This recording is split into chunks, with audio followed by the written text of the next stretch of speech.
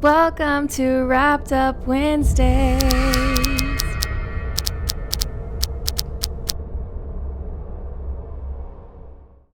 What is going on, YT? It is your boy Diego, but you can call me Chancho as always, or whatever floats your boat. And I'm here as always with my co-host Ashley. Ashley, say hi to the people. Hi guys. Welcome to episode 5 of our true crime series called Wrapped Up. And we have a crazy story for you guys today, and one that really hit us hard because of where it took place. And essentially, it's where we grew up. Today's story is the story of David Cardenas. If you're new to the channel, then welcome to the only show on the entire internet where the title not only describes the cases that we talk about, but it also describes your co-hosts. We are here with our favorite blankets, and we invite you guys to do the same. Also, if you guys are new to the channel, then we invite you to subscribe because we have a new story for you guys every single Wednesday. Also on Wrapped Up, we like to snack on delicious goodies. And every week we like to change it up to keep it fresh for you guys. And so for this week, we have chosen to go with hot Cheetos with cheese, and a staple on this channel is Coke Zero, because not only do we like apple pie and coffee, but we also love hot Cheetos with cheese and Coke Zero. And again, we're not sponsored. Maybe someday. And so when we came across today's story, we knew we had to talk about it. What happened in Donna, Texas that day. Ashley, do you want to do today's disclaimer, please? Yes, I definitely will. Warning, the following contains descriptions of crime scene and other materials that some may find disturbing. Viewer discretion is advised. And of course, before we begin the story today, I also want to say that we mean no disrespect to the families or the people that are involved in this case, the victim specifically. So when we saw where this crime took place, it really hit a little bit harder on us, definitely, because of like our roots and where we're from. We lived there basically our entire lives. For those of you guys that maybe don't know where Donna, Texas is, or like South Texas is, because a lot of times people think South Texas and they immediately go to like San Antonio, Corpus Christi, yeah. SPI especially. So I drew this map for you guys.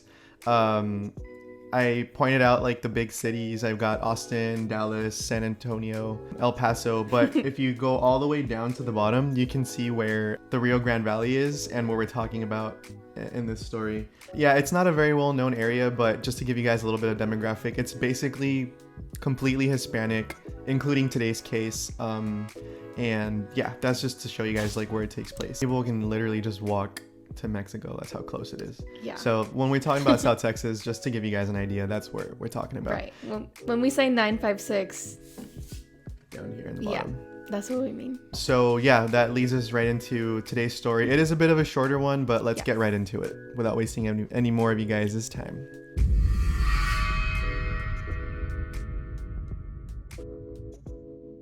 That brings us right into today's story. So unfortunately, we don't know too much about either the victim nor the killer in this story, other than Pablo Lucio Vasquez, who is our killer, was born on August 11th, 1977, and that his highest level of education was only 8th grade. This has nothing to do, again, with what happened. This is just something that we wanted to point out. So I'm going to have Ashley go ahead and take the rest of the story here.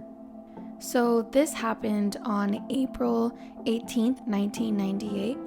At the time of this murder, Pablo was around 20 years old.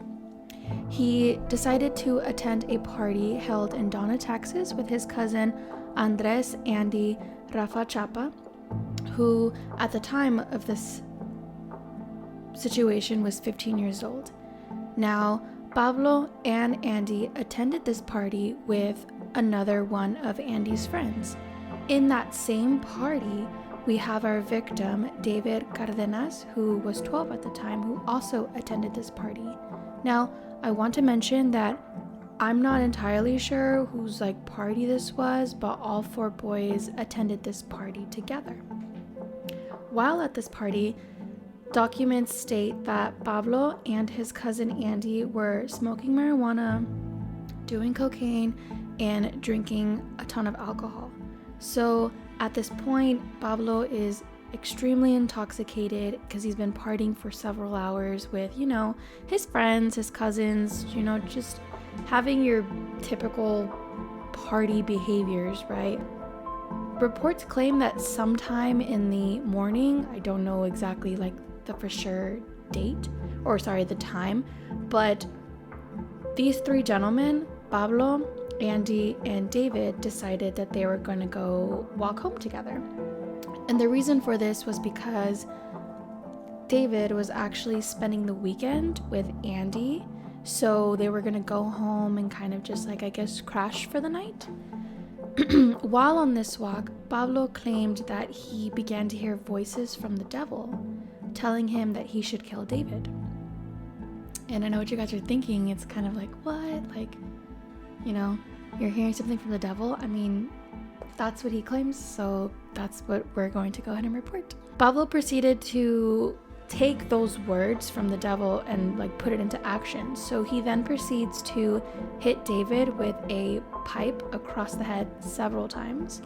And once David was semi-unconscious, that's when Pablo then slit David's throat with a knife that he had on him. And his cousin Andy decided to dig a shallow grave in the nearby field there in Donna. In a taped confession, Pablo states that David was still saying something, and that is when he picked him up in the air and the blood was dripping onto Pablo's face, and that is when something told him that he should just drink the blood. After drinking David's blood, Pablo places him down in the shallow grave that Andy made, and that is where Andy, the cousin, proceeds to hit David in the face with a shovel that he found 5 to 6 times in the head. After drinking David's blood, Pablo and Andy dragged David over to the grave that Andy had dug up with a shovel, leaving a blood trail. Once David was in that grave, that is where Andy proceeded to hit him with the shovel in the head 5 to 6 times.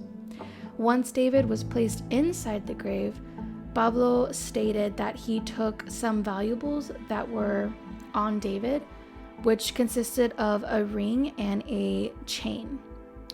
Pablo also began to, now please guys, this is just a forewarning, it gets pretty graphic at this point, but Pablo also stated that he began to cut off one of David's arms, sever a portion of his other arm and foot, remove some skin from his back, scalpel some of his body, and drank some more blood. That's, I don't know, man, like when I read that the first time, I was like, that's very descriptive and gruesome. Yeah, this is a really, really gruesome scene. It's very, very dark, and it wasn't just he killed him, like he did all this extra stuff to his body and proceeded to drink his blood, which is, again, really, really dark stuff. So I know. That's a lot. And it hurts because he was only 12 and his body's going through all this mutilation, and it's, I mean, he was literally just a kid at this time. None of this needed to happen, but the fact that it did it's heartbreaking. Yeah. But man. Pablo then also confesses to the police in that same taped confession that after he was placed in the grave, David, this is where Pablo attempts to use that same shovel and decapitate David's head, because again, he was hearing voices in his head saying you need to sever his head. It didn't work out. The shovel was too dull and it didn't end up decapitating David's head.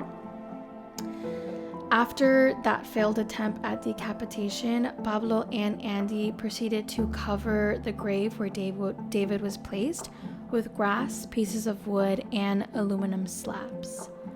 Then Pablo and Andy proceeded to walk home, and this is where 3 relatives of Pablo then proceeded to conceal the murder and help Pablo kind of like try to get away with it, basically. Yeah, like kind of like conceal what happened. Yeah, that kind of stuff. Make it seem like he wasn't the one that did it, basically.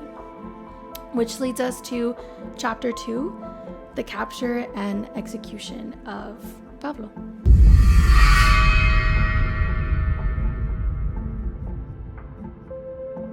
So because of the heinous actions that Pablo was committing with the whole mutilation and desecrating of the body and the whole like drinking of the blood, Pablo became to be labeled as the vampire killer. And as Ashley was mentioning, she was talking about a taped confession that there was where Pablo's basically admitting to what he did. And while he does look remorseful, it's still very, very dark and unforgivable what he did. But if you guys want to check that video out, we're going to link it in the description below so you can see the full it's about like 30 the full minutes. confession. Yeah, it's a 30-minute confession that he has with the policeman, and you can see basically his demeanor and how he's acting while he's confessing. And so let's go ahead and talk about how they captured him. So the police found David's body on April 22nd, and they start trying to put the pieces together of what happened. So Pablo was arrested in Conroe, Texas after an anonymous tip was called over to the police.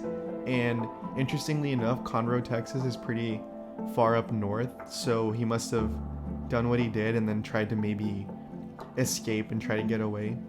Once he was in police's custody, Pablo confessed to the murder of David Cardenas, and he stated that the devil was telling him to remove David's head. Pablo's trial then began in 1999 with James Keegan as his lawyer. Now, during the trial, robbery was labeled as the official motive, although the police believed that the killing was speculated to be some sort of dark or like an occult ritual. Pablo was then found guilty of capital murder, and he was then given a death sentence on March 30th, 1999 in Hidalgo County. Hidalgo County being South Texas, where he did the crime. Andy was also found guilty and given a 35-year sentence because he was a minor at the time. And remember, Andy was the one that was one of the boys that was there during the crime. And Yeah, he was the cousin. he was the cousin of David. Sorry. He was a cousin of Pablo, and he was there and tried to help conceal the body and stuff like that. So again, he was a minor at that time, and he was given a 35-year sentence. As far as the relatives that were there to conceal the murder, they were also ordered to pay fines, and then they were placed on probation, which is pretty, it's a pretty minor outcome for somebody who was helping in such a disturbing crime. And one of the relatives was then sent back to Guatemala because it was found out that they were here in the country illegally. While sitting on death row for 18 years, Pablo's lawyer tried to argue with the courts that Pablo should not be executed for the simple fact that he had a mental illness.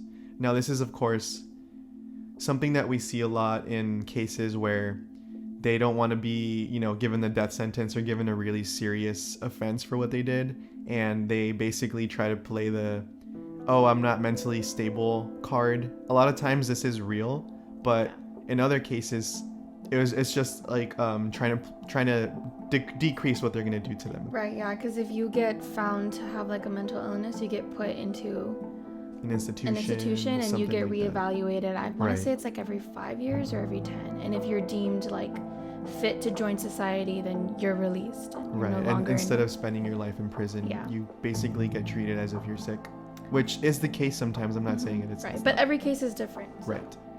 In his last appeal, Pablo stated that he didn't receive a fair trial because the courts repeatedly excused prospective jurors with sympathies against the death penalty, but still qualified to serve.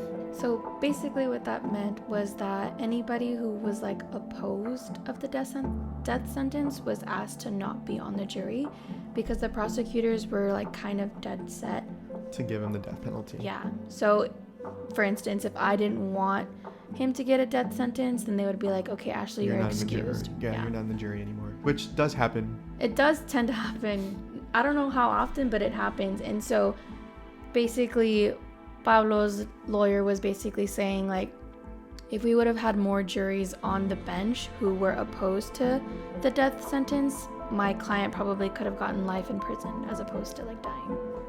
So that's what he was trying to argue. Right. So after Pablo's final appeal got denied, he was then transferred over to the Huntsville unit, Huntsville being in Texas, of course, also. Pablo was then strapped to a gurney, and he was given the opportunity to give his last statement. In his last statement, Pablo then thanked his family for being there, and he did apologize to David's family. And he went on to tell David's family This is the only way I can be forgiven. You got your justice right here. So around 6 p.m. on April 6th, 2016, Pablo was injected with a lethal dose and he was pronounced dead at 6:35 p.m. And at the time of his execution, Pablo was 38 years old. And he was the 6th man that was executed in Texas and the 11th man executed in the United States in 2016. And that is the story of Pablo and the murder of David. Yeah.